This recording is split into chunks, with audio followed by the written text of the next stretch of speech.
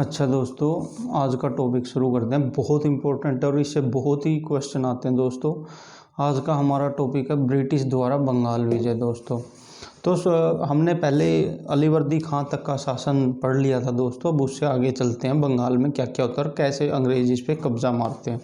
1756 में सिराजुद्दौला शासक बन जाता है दोस्तों। सिराजुद्दौला लड़ाई भिड़ाई करके और अपने रिश्तेदारों को पीछे हटाकर शासक बनता है, तो काफ़ी लोग इससे नाराज़ होते हैं दोस्तों। इसके काफ़ी मतभेद होते हैं और सबसे ज़्यादा मतभेद राजवल्लभ के पुत्र कृष्णदास के साथ होते हैं दोस्तों। तो ये इसका फ़ायदा उठाता है और राजवल्लभ का पुत्र कृष्णदास जो ब्रिटिश ईस्ट इंडिया कंपनी की सेवा में चला जाता है और कलकत्ता रहने लग जाता है दोस्तों। तो यही कारण बनता है कि सिराजुद्दौला और अंग्रेज़ों के बीच में लड़ाई का दोस्तों। इससे सिराजुद्दौला बड़ा नाराज़ होता है कि इसके दुश्मन कृष्णदास को अंग्रेज़ों ने शरण दे रखी है। अच्छा, जो पलासी और बक्सर का युद्ध हुआ था उसके पीछे, जो सिराजुद्दौला के समय पलासी का युद्ध हुआ था उसके पीछे के कुछ और भी रीजन थे, जैसे हम जान लेते हैं। एक, अंग्रेज़ों ने दस्तक का दुरुपयोग करना शुरू कर दिया था दोस्तों। दस्तक एक मतलब लाइसेंस था व्यापार करने के लिए बंगाल में, जो कि सिराजुद्दौला के द्वारा दिया गया था अंग्रेज़ों को। ये दस्तक का खुद भी उपयोग करते थे, साथ में इसको बेच भी देते थे। इसके बेस पर वो भ्रष्टाचार भी कमा रहे थे। इससे सिराजुद्दौला बड़ा नाराज़ हुआ दोस्तों। साथ में अंग्रेज़ों ने क्या कि कलकत्ता में फोर्ट विलियम की किलेबंदी शुरू कर दी थी दोस्तों। ये भी क्वेश्चन आ जाता है, फोर्ट विलियम कहाँ पे था, तो वो कलकत्ता में था दोस्तों। अंग्रेज़ों का बहुत मजबूत किला था। इसी से उन्होंने क्या है कि भारत को कैप्चर करने की शुरुआत की थी दोस्तों। फोर्ट विलियम की किलेबंदी कर दी। आपको पता है, मैंने बताया था अलीवर्दी खान ने किलेबंदी नहीं करने दी थी, पर इसके समय में शुरू हो जाती है और इससे सिराजुद्दौला नाराज़ हो जाता है दोस्तों। तो इन सब के कारणों के कारण सिराजुद्दौला और अंग्रेज़ों में मतभेद हो जाते हैं और सिराजुद्दौला अंग्रेज़ों पर अटैक कर देता है दोस्तों। वो 20 जून 1756 को अटैक करता है दोस्तों। उसमें अंग्रेज़ हार जाते हैं और उसमें हारने के बाद वो फुल्टा द्वीप है दोस्तों, ये बंगाल के साथ में ये फुल्टा द्वीप बहुत इंपॉर्टेंट क्वेश्चन है, कई बार पूछे जा चुके हैं। सिराजुद्दौला से 1756 में हारने के बाद अंग्रेज़ों ने कहाँ शरण ली, तो वो फुल्टा द्वीप में ली दोस्तों, ठीक है। इसके बाद ये खबर मद्रास पहुँचती है और मद्रास का गवर्नर लॉर्ड क्लाइव था दोस्तों। लॉर्ड क्लाइव से रिलेटेड एक फैक्ट बहुत इंपॉर्टेंट है दोस्तों, डायरेक्ट आता है। ऐसा कौन सा कंपनी का क्लर्क था जो बाद में गवर्नर तक पहुंचा, तो दोस्तों और कंपनी को भी इसने काफ़ी फ़ायदा दिया। क्लर्क से लेके गवर्नर तक पहुंचने वाला लॉर्ड क्लाइव ही था दोस्तों। यही लॉर्ड क्लाइव आता है और दोबारा से सिराजुद्दौला पे अटैक करता है और अटैक करने के बाद ये सिराजुद्दौला को हरा देता है। और ये हराने के साथ में ही क्या होता है, इनके बीच में अलीनगर की संधि हो जाती है। इस अलीनगर की संधि की मेन शर्त ये थी, एक दूसरे का सम्मान करेंगे, एक दूसरे की टेरिटरी को बुरी नज़र से नहीं देखेंगे, या फिर यह कह सकते उस पर आक्रमण नहीं करेंगे दोस्तों। इसके साथ ही सिराजुद्दौला ने जब अंग्रेज़ों को हराया तो एक घटना हुई थी दोस्तों, बहुत ही फेमस है, इस पर बहुत बार इंपॉर्टेंट क्वेश्चन आ चुके हैं। ये काल कोठड़ी की यानी कि ब्लैक होल घटना बोला जाता है। ये वो ब्लैक होल नहीं है दोस्तों, तब तक साइंस इतनी डेवलप नहीं हुई थी, मतलब स्पेस वाला ब्लैक होल नहीं है दोस्तों। ये ब्लैक होल उस काल कोठड़ी को ही बोला गया दोस्तों। इस घटना में क्या हुआ था, एक छोटे से कमरे में 143 अंग्रेजों को कैद कर दिया गया था और वो ऊपर नीचे ऐसे ठूसे गए कि वो ऑक्सीजन की कमी के कारण ही मारे गए। और ये इतनी गंदी घटना थी कि इससे जिसने भी इसको सुना वो चकित रह गया या बहुत हैरान हुआ।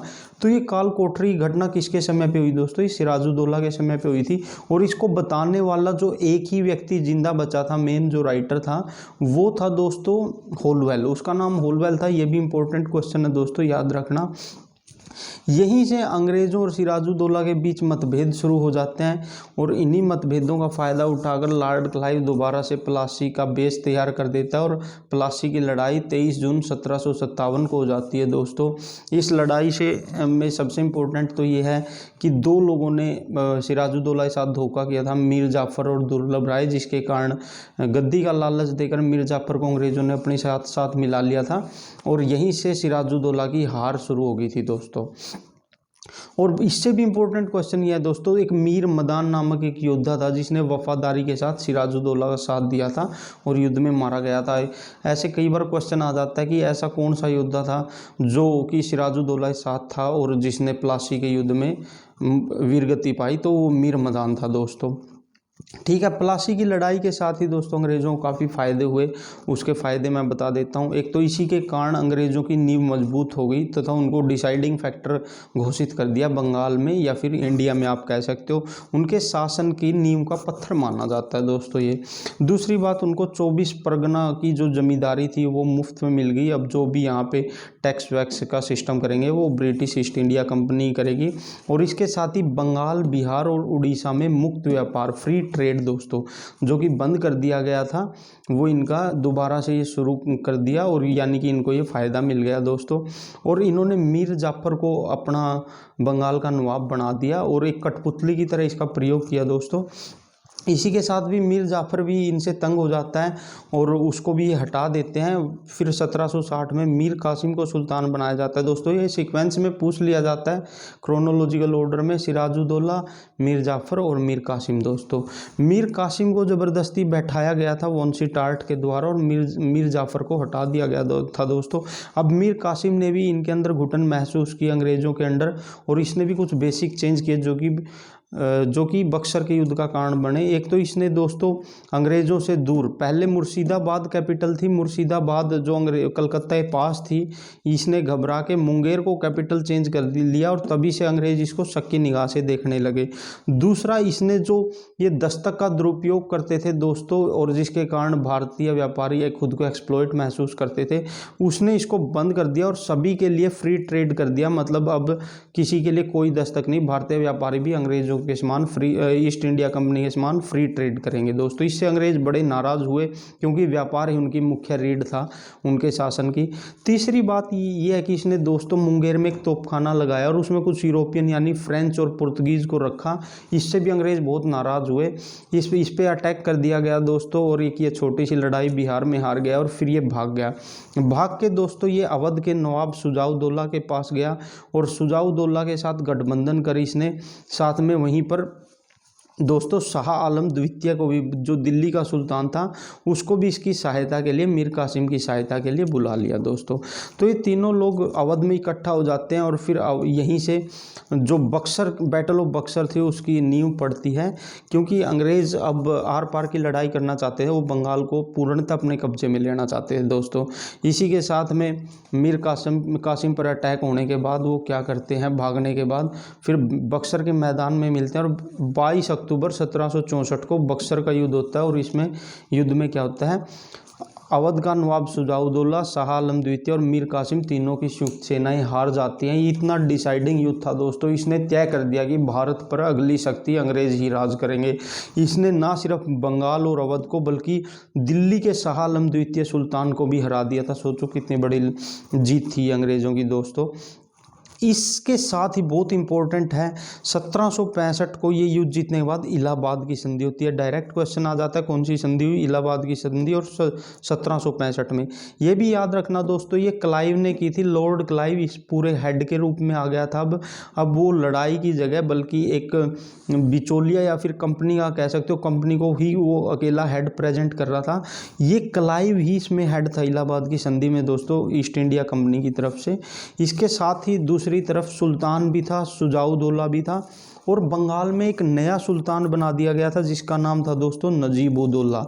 तो क्लाइव ने किस किस के साथ संधि की दोस्तों, सुजाउद्दौला के साथ, शाह आलम द्वितीय के साथ, मीर कासिम को हटा दिया और बंगाल के नए नवाब नजीमुद्दौला। एक क्वेश्चन आ जाता है दोस्तों, बक्सर की लड़ाई के बाद बंगाल का नया नवाब कौन बना, नजीमुद्दौला, क्योंकि यही चेंज किया जाता है। सुजाउद्दौला और शाह आलम द्वितीय तो सेम टू सेम रहते हैं दोस्तों। तो इस तरह से क्या हुआ, फिर इसमें मेन अंग्रेज़ों को जो फ़ायदे हुए या फिर उनको जो छूटें देनी पड़ी वो मैं बता देता हूँ आपको। सबसे पहले तो यहाँ पर बंगाल, बिहार और उड़ीसा की दीवानी, यानी कि दीवानी राइट्स, टैक्सेशन, पैसे, ट्रेड, व्यापार से सब अधिकार अंग्रेजों के हाथ में आ गए दोस्तों। बहुत इंपॉर्टेंट क्वेश्चन है ये, किस संधि से हुआ, इलाहाबाद की संधि से, और किस युद्ध के बाद, बैटल ऑफ बक्सर के बाद बंगाल, बिहार, उड़ीसा की दीवानी इनको मिल गई। और अवध को मराठों, अंग्रेजों और मराठों, बंगाल और दिल्ली के बीच में एक बफर स्टेट घोषित कर दिया गया। मतलब कि अब इनकी जो सीमा बना दी गई, मराठों की, बंगाल की और दिल्ली की, वो अवध बना दी गई। तो ये क्यों किया? क्योंकि ये तीनों ही आपस में परेशान करते रहते थे और एक दूसरे के रूल तोड़ते थे, जिसके कारण व्यापार में बहुत हानि होती थी दोस्तों अंग्रेज़ों को। तो इसको बफर स्टेट यानी बीच का राज्य घोषित कर दिया। इसके पार कोई भी अपनी सीमाएं पार नहीं करेगा तथा अंग्रेज़ों को व्यापार मुक्त आज़ादी से करने की परमिशन मिल गई दोस्तों। जो एक उनको अंग्रेज़ों को माहौल चाहिए था, वो उन्होंने शांति प्रिय माहौल बनाने के लिए, व्यापार के लिए ये सब किया था। अवध को बफर स्टेट बनाया था दोस्तों। इसके साथ ही क्या होता है कि इलाहाबाद और कारा, जो कि पहले इसके अवध के सुल्तान के अंडर थे, वो मुगलों को दे दिए गए, शाह आलम द्वितीय को दे दिए गए। और तथा जो इनको दीवानी प्राप्त हुई थी बंगाल, बिहार और उड़ीसा की, उसके बदले में बादशाह को हर साल, ये दीवानी का लाभ अंग्रेज उठाएंगे लेकिन 26 लाख रुपए हर साल बादशाह को देंगे। कौन? दीवानी के बदले में अंग्रेज या ईस्ट इंडिया कंपनी बादशाह को देंगे दोस्तों। साथ में 50 लाख रुपए अवध के ऊपर फाइन जड़ दिया गया। ये कई बार क्वेश्चन आया कि अवध के ऊपर कितना फाइन जड़ा, एसएससी वगैरह या स्टेट एग्जाम के लिए, तो 50 लाख जड़ा था। और साथ में ये भी क्वेश्चन है दोस्तों, बंगाल का राजस्व वित्त अंग्रेज़ों के पास चला गया। मतलब ये कि बंगाल पर टोटल अंग्रेज़ों का कब्जा हो गया। वो एक बिल्कुल प्योर कठपुतली बन गया, पपेट बन गया दोस्तों अंग्रेज़ों का। इसके साथ ही मैं बता देता हूँ, सुल्तान से उन्होंने एक बार 53 लाख रुपए हर्जाना लिया दोस्तों। ये देखो देना अंग्रेज़ों को हर साल बादशाह को, क्योंकि वो बंगाल, बिहार, उड़ीसा की दीवानी ले रहे हैं। लेकिन 53 लाख रुपए सुल्तान से एक बार लेंगे वो, क्योंकि सुल्तान के कारण ही उनको युद्ध में काफ़ी हानि उठानी पड़ी, उनका काफ़ी नुकसान खर्चा हुआ। तो उसकी क्षतिपूर्ति के रूप में 53 लाख रुपए हर्जाना सुल्तान पर ठोक दिया दोस्तों। अब बहुत ही इंपॉर्टेंट बता देता हूँ दोस्तों टॉपिक, बंगाल में द्वैध शासन शुरू हो गया इलाहाबाद की संधि के बाद 1765 में। इतना इंपॉर्टेंट क्वेश्चन है दोस्तों, इस पर इतने क्वेश्चन बनते हैं। एक तो बंगाल में द्वैध शासन किसने शुरू किया? तो वो लॉर्ड क्लाइव ने किया। दूसरा, वो ख़त्म किसने किया? वारन हेस्टिंग्स ने किया 1772 में दोस्तों। ठीक है, इसमें क्या था दोस्तों, जो दीवानी और फौजदारी यानी टैक्स इकट्ठा करने का काम तो था अंग्रेज़ों का, और न्याय, फौजदारी मतलब जस्टिस का काम भी अंग्रेज़ों का था। तो ये फ़ायदा तो अंग्रेज़ों के हिस्से में चला गया दोस्तों। और जो प्रशासन, मतलब कि जो खर्चा करने का साधन था, वो नवाब के हाथों में चला गया। यानी कि खर्च तो सिर्फ नवाब करेगा और कमाएंगे और न्याय करेंगे वो अंग्रेज़ करेंगे। और इसके लिए उन्होंने टैक्स इकट्ठा करने के लिए 2 भारतीयों को लगाया इस काम पर। बंगाल में बहुत इंपॉर्टेंट क्वेश्चन है, कई बार यूपीएससी, एसएससी, स्टेट एग्जाम में पूछा गया।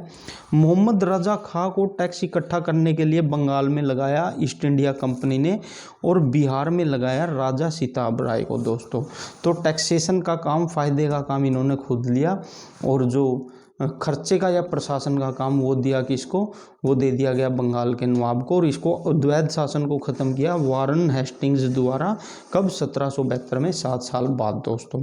तो ये था आज का डिस्कशन दोस्तों। मैं उम्मीद करता हूँ आपको पसंद आया होगा। जय हिंद, जय भारत दोस्तों।